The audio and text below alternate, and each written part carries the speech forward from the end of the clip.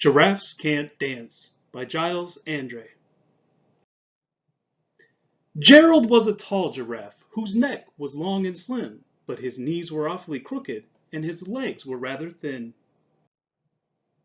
He was very good at standing still and munching shoots off trees, but when he tried to run around, he buckled at the knees. Now every year in Africa they hold the jungle dance, where every single animal turns up to skip and prance. And this year when the day arrived, poor Gerald felt so sad, because when it came to dancing, he was really very bad. The warthogs started waltzing, and the rhinos rock and rolled. The lions danced a tango that was elegant and bold. The chimps all did a cha-cha with a very Latin feel, and 8 baboons then teamed up for a splendid Scottish reel. Gerald swallowed bravely as he walked toward the floor, but the lions saw him coming and they soon began to roar. "Hey, look at clumsy Gerald!" the animals all sneered. "Giraffes can't dance, you silly fool! Oh, Gerald, you're so weird!" Gerald simply froze up. He was rooted to the spot. "They're right," he thought. "I'm useless. Oh, I feel like such a clot." So he crept off from the dance floor and he started walking home.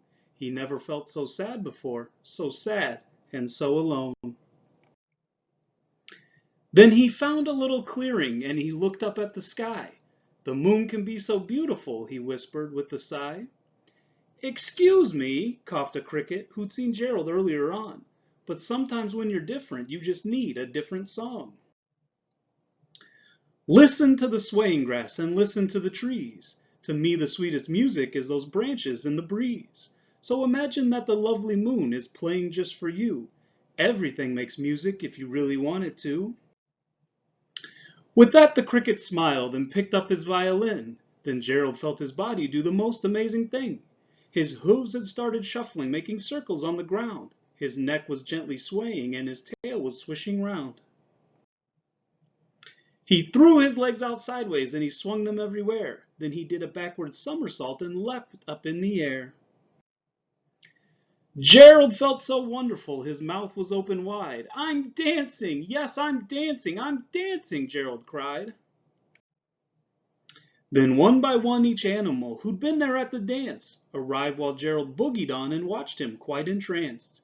They shouted, "It's a miracle! We must be in a dream! Gerald's the best dancer that we've ever seen." "How did you learn to dance like that? Please, Gerald, tell us how." But Gerald simply twirled around and finished with a bow.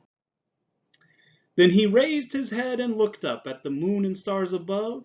"We all can dance," he said, "when we find music that we love."